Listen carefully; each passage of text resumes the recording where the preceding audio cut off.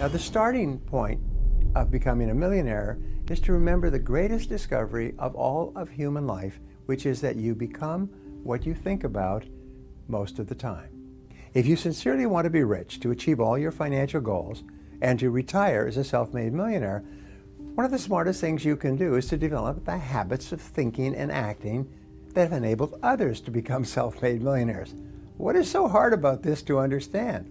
Most people are thinking of how little money they have. They worry about being broke. They're worried about lack and poverty. They're worried about the prices of everything, and they're wondering why they're not flourishing financially, because they're thinking about poverty and lack rather than prosperity and abundance.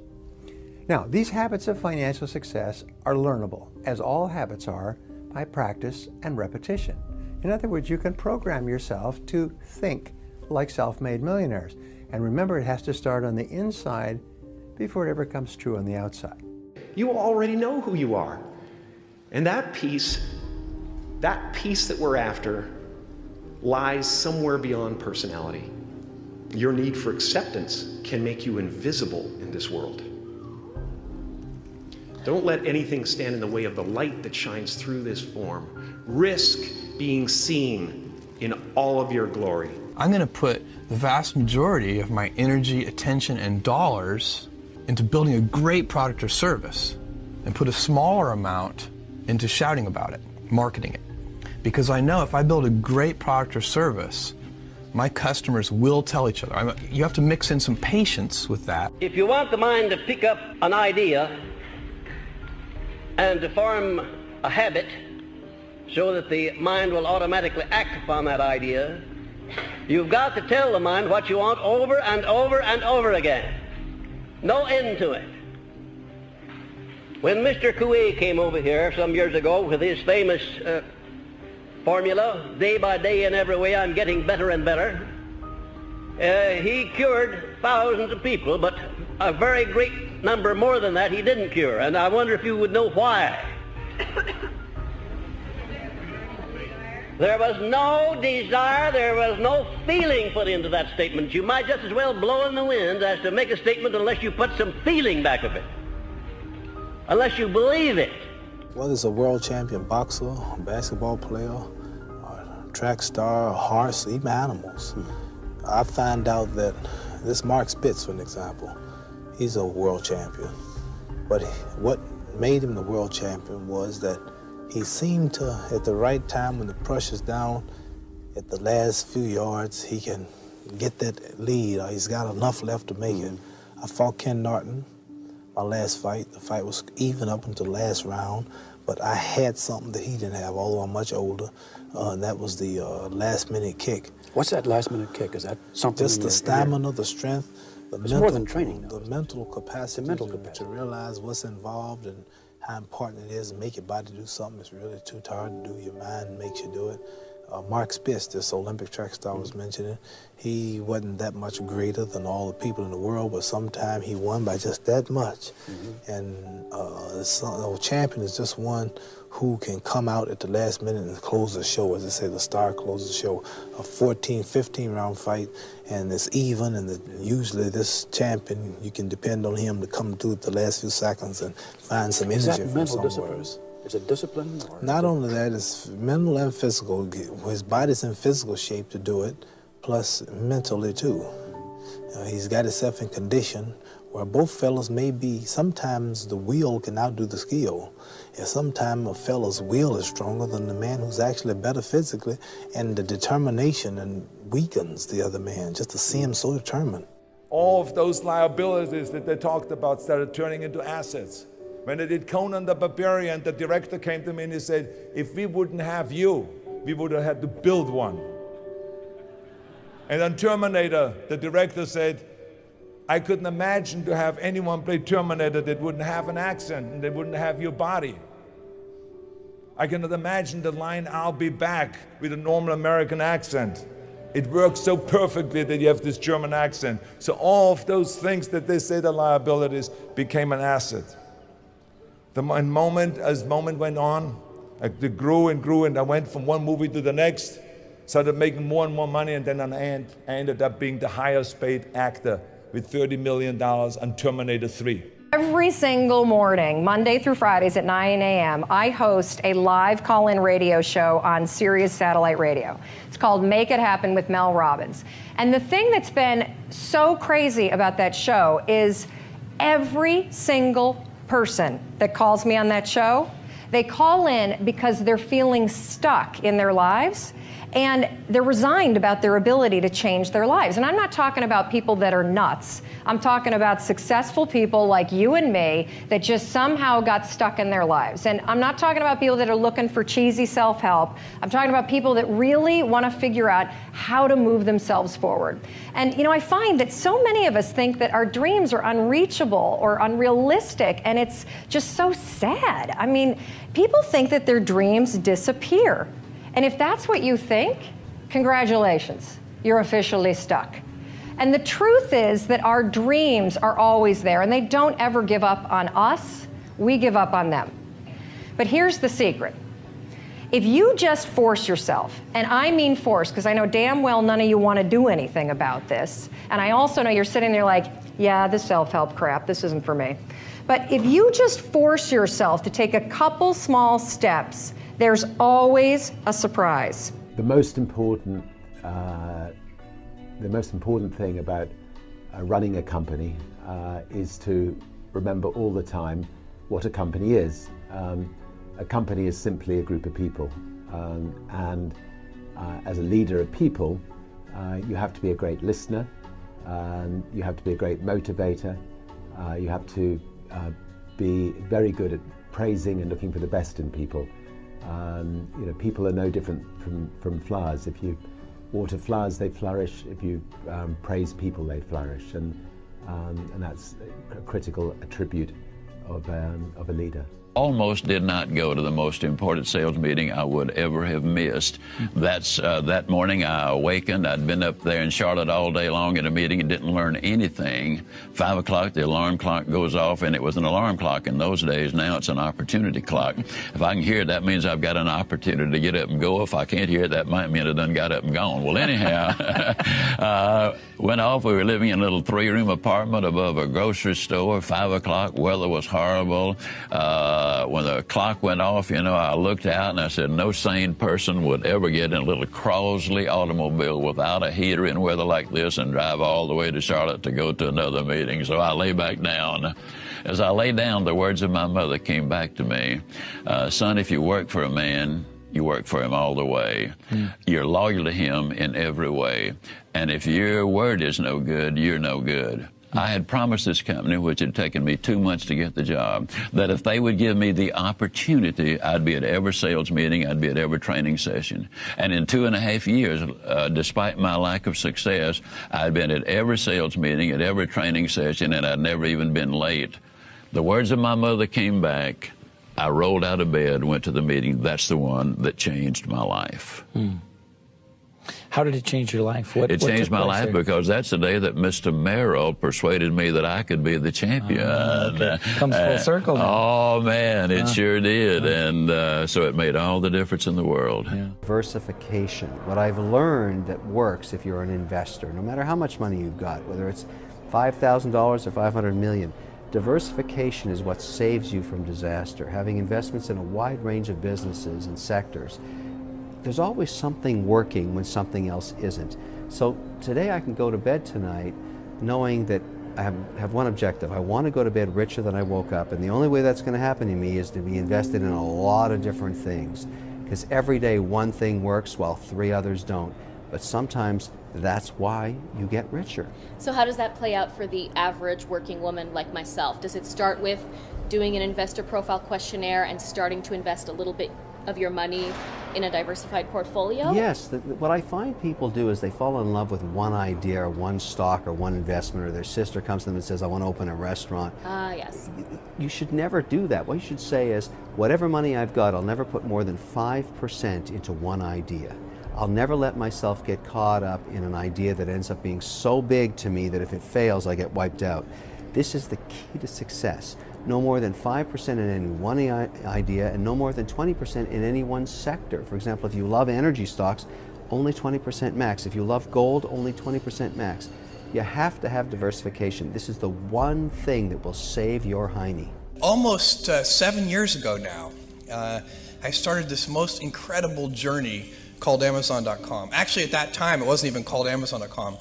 It was called Cadabra Inc., as in abracadabra. That was the original name of the company.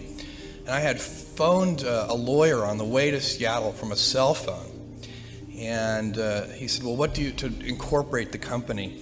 He said, what do you want the company to be called? And I said, Cadabra. And he said, Cadaver? And I knew that was a bad name. We changed it a few months later. The next principle I call don't die with your music still in you.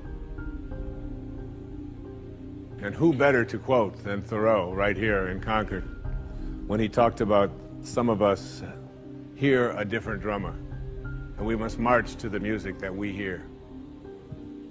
But all of you, everybody watching, everybody here in this beautiful parish, all of you have some music playing.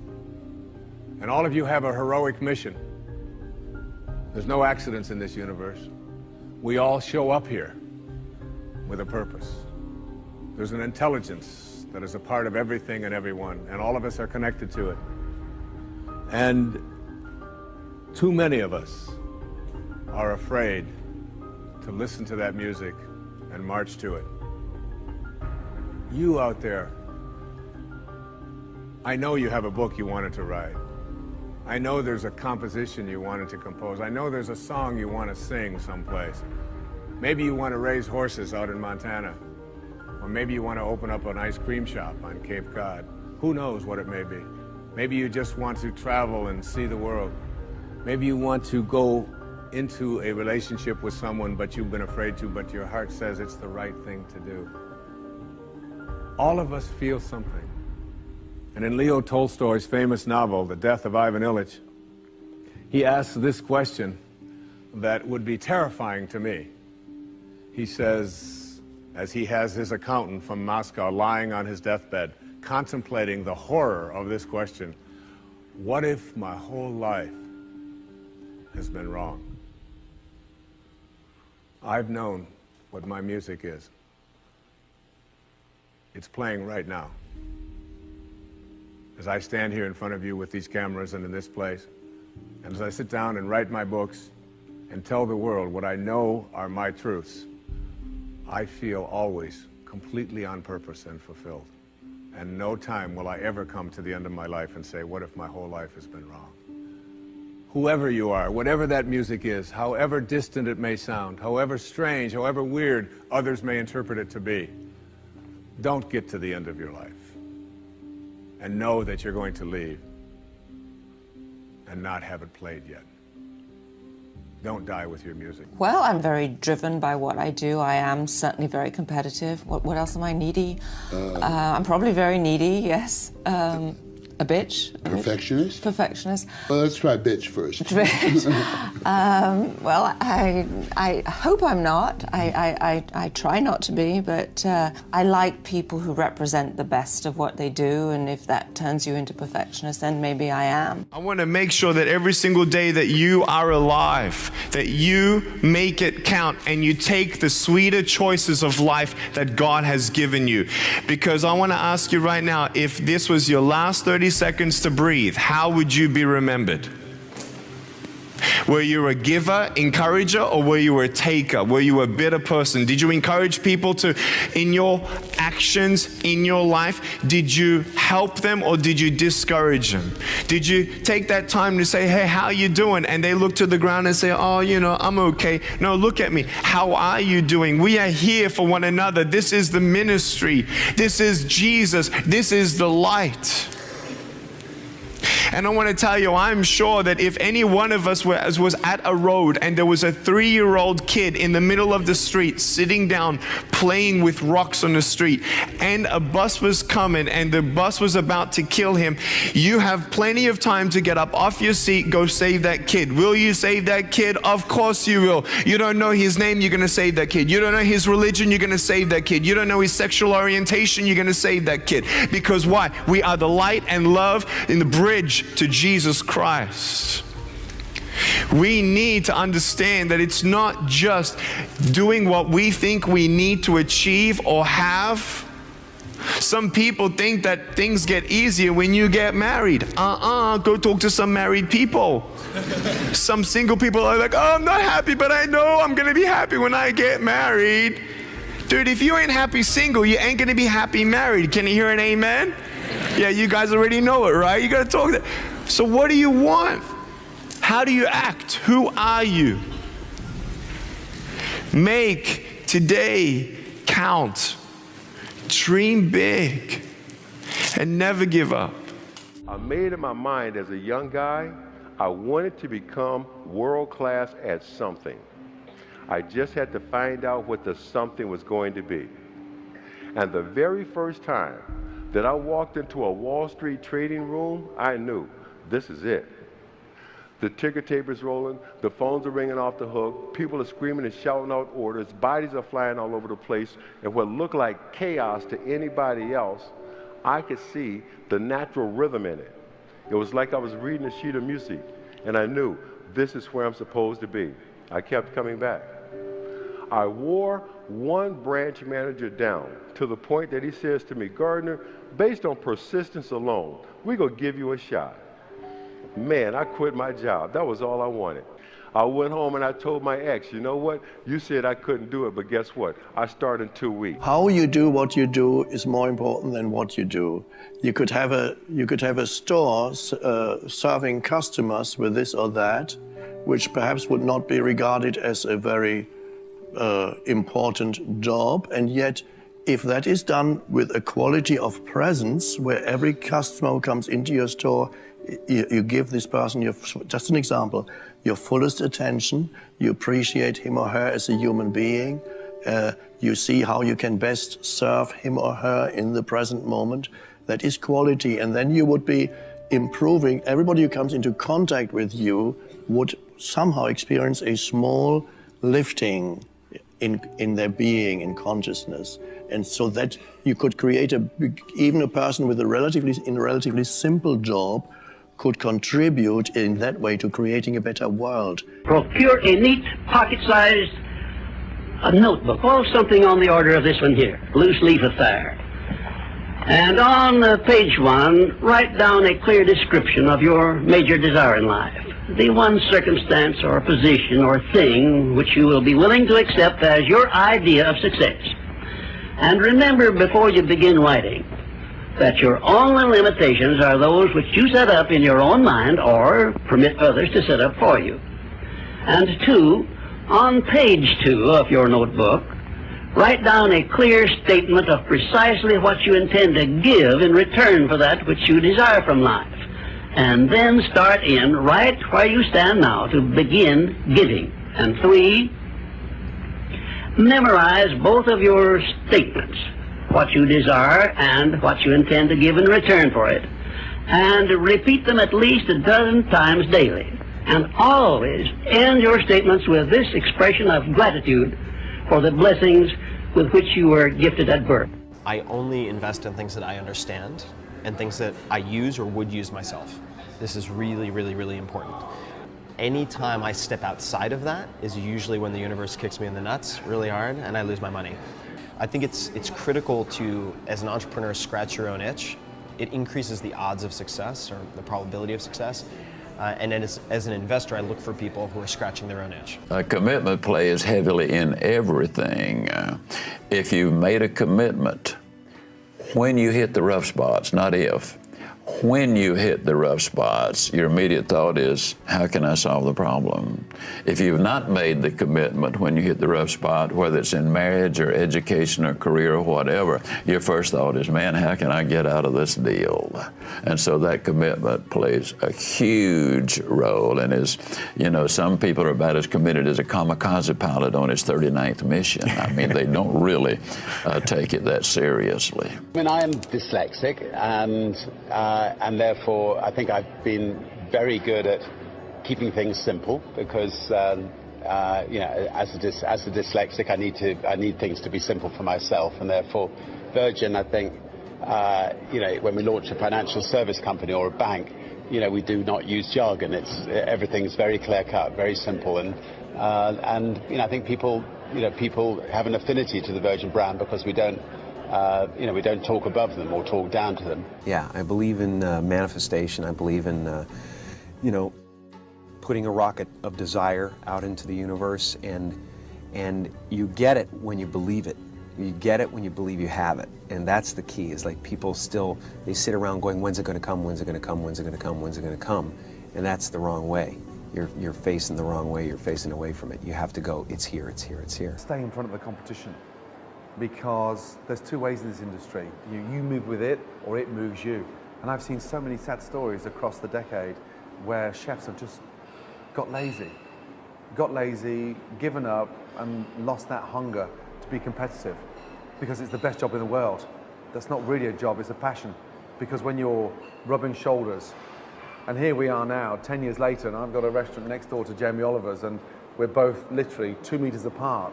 Phenomenal chef, and we keep each other on our toes.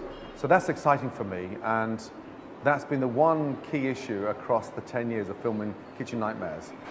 Never, ever, ever give up. A lot of so-called unhappiness is also a childish way of trying to change things by being as unhappy as you can about them. And the underlying unconscious or semi-conscious assumption is, if I'm really unhappy, somebody, perhaps God, is going to do something about it, or I'm going to prove him wrong. I'm going to show him how dreadful it is, and then finally, this is an unconscious assumption behind the unhappiness, because you believe, if you're habitually and frequently unhappy, you believe that it has a purpose. It's an underlying assumption, perhaps you wouldn't verbalize it in that way, but you believe that it works for you. Of course it doesn't, but things are going to change, but just need to be really unhappy, so that God finally, even if you don't believe in God, this can still be the mechanism, the underlying unconscious assumption behind it. It's something is going to happen. And of course the opposite is true, because the more unhappy you are with something, the more you are stuck in the situation. In my mind, as I think about this idea of getting what you really want and being able to attract it into your life, what we have to look at is basically the obstacles that we have conditioned ourselves. And you notice I say that we have conditioned ourselves, because I have never believed that we need to be putting the responsibility on someone else. If you're conditioned, it's because you have allowed yourself to become that. And if we are conditioned, if we've conditioned ourselves to believe certain kinds of things, and one of the things that we kind of believe and hang on to and live with is this whole idea that all of the things that happened to me in my past are what are keeping me from doing what I'd like to do today. So we hang on to these things and we fill ourselves with blame. You say, I'm the middle child. I'm the youngest child. I'm the oldest child. I'm an only child. Any one of those is a great excuse. If you're the youngest child, you can say, well, how could I be making decisions for myself and be a fully functioning person today when I always had somebody else telling me what to do my whole life? How could I think for myself? If you're the oldest child, you can simply say to yourself, well, how could I be expected to think for myself? I always had to think for somebody else. I was always doing it for somebody else. And that leaves the middle child, the classic identity crisis. Oh, poor me. My mother didn't even know my name. She was always calling me by this one's name or that one's name. So I don't know where I fit in. So that takes care of everybody except the only child. And of course, the only child, well, your parents looked at you and said, we won't be doing that again. Huh? You have to live with that, I don't. Huh? So everybody with their birth order, or with their mother liked their sister better, or that we had enough, or we didn't have enough, or we had too much, or we lived in the north, we lived in the south, I'm too tall, I'm too short, I've got too much hair, I don't have enough hair, it's falling out, it's not falling out, whatever it is, we all have these excuses. And I call all of these things that we hang on to and use to keep ourselves from reaching these higher places in our lives, the wake. I call it the wake. And the wake is comes from a story that I heard Alan Watts tell one time, and it was a very powerful story. He said, your life is like a boat, and it's heading up the river at, say, 40 knots, all right? And as it's going, you are somehow able to metaphorically stand on the stern, the back of the boat, and look down into the water. Now there goes your life in this direction, and you're standing here and you're looking down into the water, and you ask yourself these three questions. The first question, what is the wake? What is it? What is this thing that you see? And the answer, the wake is the trail that is left behind. That's what it is. Nothing more, nothing less. It's the trail that is left behind. Second question to ask yourself in this little metaphor, what's driving the boat? What's making this thing go in this direction? The answer, the present moment energy that's being generated by the engine, and nothing more. That's the only thing that's making the boat go in this direction. And in this little scene, this means it's the present moment thoughts that I have and how I am using them that is making my life go in this direction, and nothing more. Because the third question is the most important and powerful question. And ever since I heard it, I've always thought about this whenever I have a tendency to look back here and blame something. Is it possible for the wake to drive the boat? That is, can a trail that is left behind make a boat go in this direction? And of course, the answer to that is no, it can't. It's just a trail that is left behind. And in that trail, there are an enormous number of things, and every one of us has a wake. And we have a whole lot of stuff in it. And one of the problems that we have is that we have a tendency to look at the wake and all of the stuff that's in it to explain why it is my life isn't working the way I would like it to work.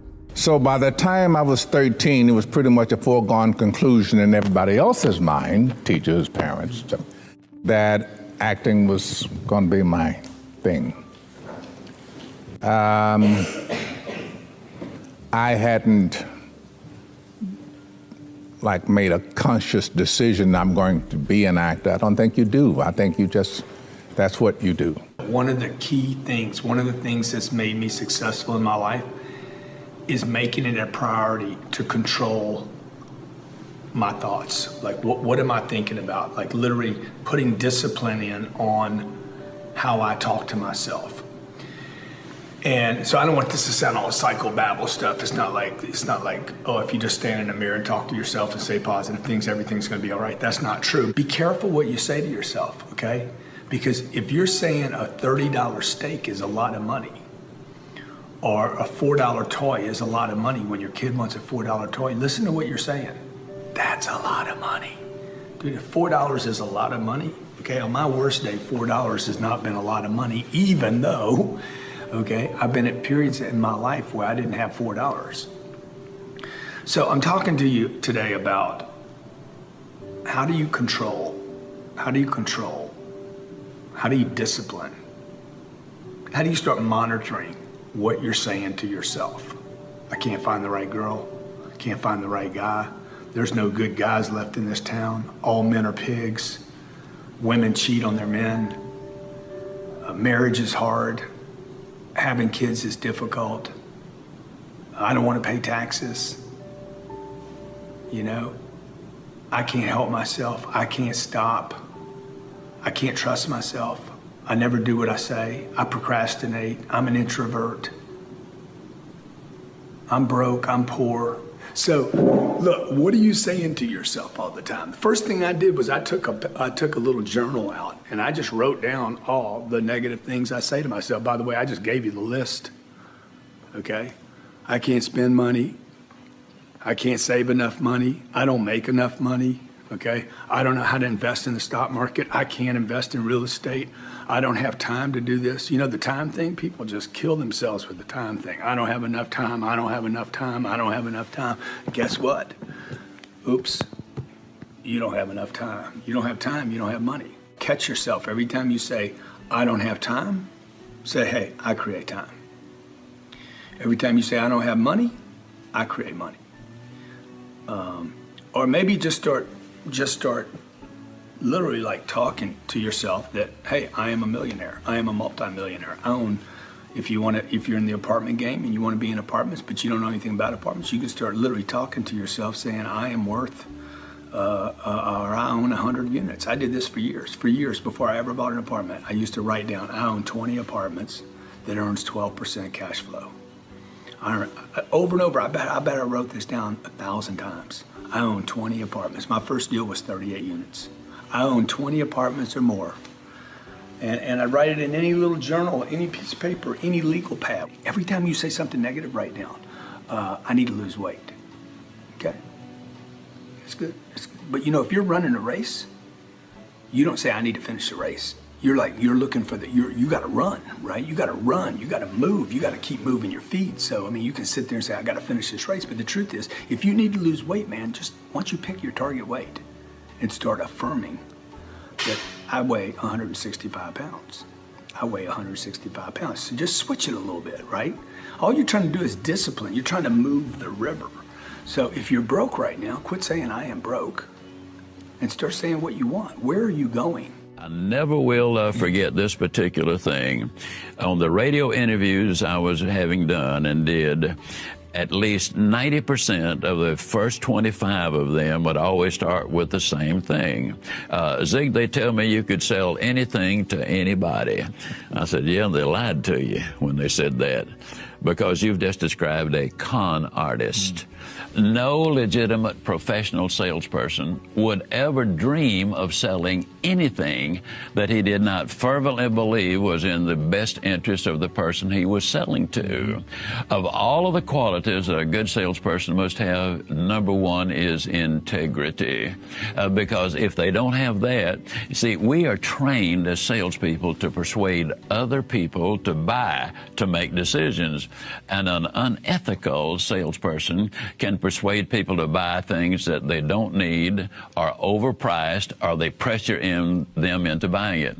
A legitimate, integrity-driven salesperson will only sell a product that will enable him to sell them again and again and again. A product he would sell to his mother, in other words. That's the kind of salesperson who has long-term balanced success. I feel like when you undertake any big task, you kind of have this crisis of faith in yourself, and you're like, I can't do it. I just can't. So I had that, and for a brief moment, I was like, I guess I'm not going to do the role. I can't do nudity, and I would never be good enough for this anyway. And then the thought occurred to me, oh, I guess who's going to play it then? And then that just infuriated me, the thought of someone else playing my role. I was like, well, they couldn't possibly do the role. No, I have to do it, because no one else could possibly do the role. Yes, I had my moment of my crisis of faith. The stereotype of a business person treading all over people to get to the top, generally speaking, works. I think if you treat people well, people will come back and come back for more. And it's a very small world. I actually think that the best way of becoming a successful business leader is dealing with people fairly and well, and like to think that's how we run Virgin. What age should one give up on their dream? Never. Goethe said this, Henry Ford said this, Rockefeller said this: you're only as young or as old as your dreams. And as long as you still have dreams and visions and goals, they keep you young. It's the most amazing darn thing. One of the great stories is the story of Kentucky Fried Chicken. Once upon a time, there was a little boy named Harlan, and Harlan was taught by his mother a special recipe down south in the United States on how to make chicken. When he grew up, he got a job as a short order cook in a small cafe, and he asked his boss if his boss would be interested in this chicken recipe. And his boss said, sure, throw it together, see what the people say. Turned out that everybody liked this special chicken recipe with all these secret herbs and spices. Well, for the rest of his career, right up till he was 65 years old, he either worked in little cafes or sometimes he owned a little cafe. When he was 65, he had a little cafe and he was making his chicken, and he had people coming from all around to eat his chicken. And the highways department built a highway past his little restaurant, his little chicken place, and put him out of business. They cut off the road so nobody could get to it. But at the same time, he received a Social Security check, his first Social Security check at the age of 65. And he became angry. He said, I'm 65 years old, but I'm not ready to give up on my dreams.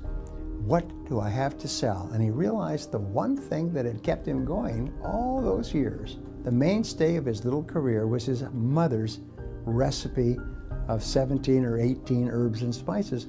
So he put them together in little bags, one bag per chicken, and he put his pots and pans in the back of his old car, and he started driving up and down the eastern seaboard, going from cafe to cafe to cafe, to ask them if they would pay him 5 cents a bag for his magical combination of herbs and spices. He called on more than 1,000 restaurants, sleeping in his car week after week, and finally he came across a little restaurant in Toronto that agreed to pay him 5 cents a bag for his herbs and spices. This is back in the 60s. And because of exchange controls, they had to give the money to the Red Cross. That was the beginning of the Kentucky Fried Chicken Empire. We began to sell this recipe more and more. People began to put it on their signs. A major corporation came along and said we could make a real business of this. So they embraced him. They built the franchise. They made him one of the best known people in the world. When he died some years later, he was worth more than $50 million because he never gave up on his dreams. So I don't know if you're 65 and broke and living in your car with pots and pans with no money, but wherever you are, you never give up on your dream. Whatever it is that you want to do, there's going to be risk in your life, and risk is a necessary component of progress. You can make any pioneering movements in the world of any kind, whether they be the geographical, physical exploration that I've just been talking about, or whether it be a more cerebral exploration of a scientific field. Or I bet you could ask that question of every speaker here, and I bet that every speaker here has taken substantial risks, whether it be intellectual or otherwise, to achieve what they've done. You need to know what your unique strengths are and be willing to delegate.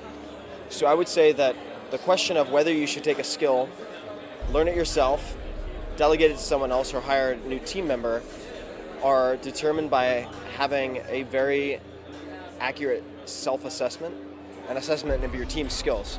Not only what you can do, but what you should be doing. That's very important. So if you're a startup CEO or founder and you have a team of, say, 2 to 10 people, as soon as you have funds to hire, you should not be focused on the things that you are bad at. It sounds very, very intuitive, but it's not, because you might have enough time to do those things, but the question is, do you have the attention to dedicate to those things so they're not an interruption? Especially if you're a venture-backed startup and you're competing against other companies that also have a lot of funding, the game and the race goes to the swift. So you have to have a lot of velocity. Shame is far more likely to cause destructive behaviors than it is to cure it. What we know is that shame is highly correlated with addiction, violence, aggression, bullying. It's not helpful to be ashamed for this reason, and I think this is really a core thing that we need to get our heads and hearts around as a culture. Shame corrodes the part of us that believes we can change. So to shame someone into changing is like saying to them, you are horrible and worthless and you're not capable of change, get better. I have interviewed over 600 men and women now across the country about shame, and across the interviews, men and women with high levels of resilience to shame share 4 things in common. The first is they physically recognize when they're in shame and they know what triggered it. So let's say something happens at work, I make a mistake or something happens, and that warm wash comes over me. You know, that feeling, yes, yeah. We all know it. If I can physically say, oh my God, no, this is shame, I'm in shame, it's very helpful because we are not fit for human consumption when we're in shame. Okay. We need to pull away and get regrounded, take some deep breaths, and figure out how to respond. One of the things that makes shame worse is normally when we're in it, we act out. For example, the mother that I interviewed, she fills her car up. She goes into the gas station. She goes to pay. Her credit card's declined. The man shames her in front of the other patrons, makes her leave her, I think, her wedding band and her wallet and leave with just an ATM card. So she's filled with shame. She gets in the car. She slams the door. When she slams the door, it wakes up her 3-year-old toddler who's in the back seat, who starts screaming. What happens next? She starts screaming back, shut up, shut up. Right. So now she's in the shame of having this credit card declined, being belittled in front of people, and now having to deal with the struggle of I'm a horrible mom and why am I taking this out on my child? So men and women with high levels of resilience recognize physically when they're in shame and what triggered it. Okay. Then they practice critical awareness. How realistic are the expectations and messages that we put on ourselves or that others put on us that tell us who we're supposed to be? The third thing is men and women with high levels of resilience reach out. We've got to share our story. So they talk about it. They talk about it. We breathe through it, we recognize we're in it, and then we call and say, hey, Patricia, it's me. You're not going to believe what happened. Can you listen? It's hard. And then we speak shame. I try to explain to people the importance of using the word shame. And this is not just lay people. This is mental health professionals. Right. We've got to use the word. It's different. If I were to call you and say, oh, Patricia, it's Brene, I'm so embarrassed. That would mean one thing, right? But if I were to call you and say, Patricia, it's Brene, and I'm really struggling with some shame, that's different. Yeah, it's a different conversation. Right. Shame cannot hold on when we name it. Right. So it's not just, an academic pet peeve. I want everybody to get the semantics correct. Men and women with high levels of shame resilience use the word and talk about the emotion. Key to a successful business is remembering the customer's king, because without them, we're nobody. And so I, from a chef's point of view, always put myself in a customer's situation where I see it from their eyes. I don't cook for chefs. Every time chefs come into the dining room, the first thing they do is turn up the plates upside down and start photographing the food. And they're constantly, dissecting the food as opposed to enjoying it. So I always look at it from a customer's perspective, because they're king, and without them, we're history. I was with a bunch of other investors who I respect, and they brought me a deal, and I wanted to be part of it, but it didn't feel right. And I wrote millions of dollars on that one, and it just didn't feel right, and I lost it all within 2 years. So should investors trust their gut then? Absolutely, and trust your gut. But what about, you said earlier, don't be emotional, and sometimes the gut is No, emotional. this is a barometer of risk. It's something internalized for an investor that says, I don't feel comfortable. It's not about emotion, it's just don't write that check. That was recently the first time I didn't listen to that, and I lost everything. So now my radar is up. I listen to my gut. It's not an emotion, it's an index of risk. And you get it as you age. You become a better investor every year. If only I could live to 200, I'd be really good. Compassion for yourself, of course, is as important as compassion for others. When you, often I get asked questions like people who did something that they now realize was deeply wrong in the past. Sometimes people ask questions about they brought up their children in a way that they now realize was not very conscious. And so that they may have caused suffering to their children, or other people find they have caused suffering to loved ones, and they now realize that what they did was wrong. And again, I say this is an example where you need to be compassionate with yourself, because no human being can act beyond their level of consciousness. So that was your level of consciousness at the time, and you could not go beyond that.